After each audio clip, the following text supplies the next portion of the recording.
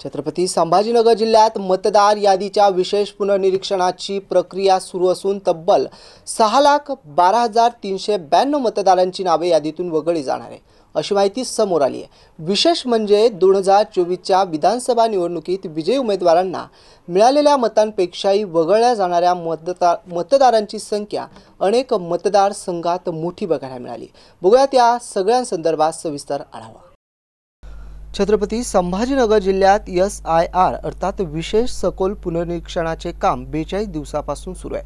या मोहिमेत 3,264 BLOंनी 26,03,049 मतदारांपर्यंत पोहोचून पडताळणी केली आहे।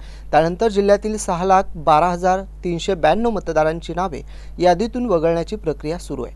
2024च्या विधानसभा निवडणुकीतील आकडेवारीशी तुलना केली असता शहरातील मतदारसंघामध्ये हा फरक विशेष ठळकपणे दिसून येतो।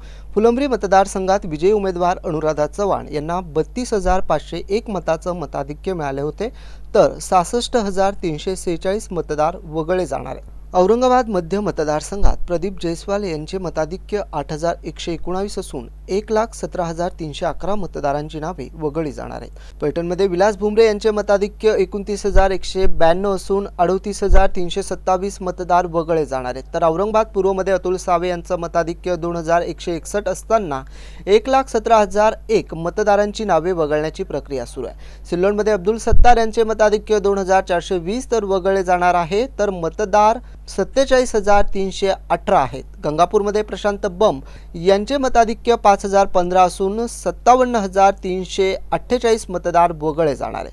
औरंगाबाद पश्चिममध्ये संजय शिरसाट यांचे मताधिक्य 16,351 असताना 1,09,426 मतदार वगळले जाणार आहेत। वैजापूरमध्ये रमेश बोरनारे यांचं मताधिक्य 41,358 असून 28,893 मतदार वगळले जाणार आहेत। तर कन्नडमध्ये संजना जाधव यांचं मताधिक्य 18,201 असून 30,121 मतदारांची नावे वगळली जाणार आहेत। ग्रामीण भागातील 6 मतदारसंघांमध्ये तब्बल 2,68,654 मतदार वगळले जाणार असून यामध्ये सिल्लोड मतदारसंघातील 47,318 मतदारांचा समावेश आहे। तसेच 2 विधानसभा मतदारसंघांमध्ये मतदारांची नावे सापडलेली नसून BLOंना ट्रेस न झालेल्या मतदारांची संख्या स्वतंत्रपणे नोंदवण्यात आली आहे।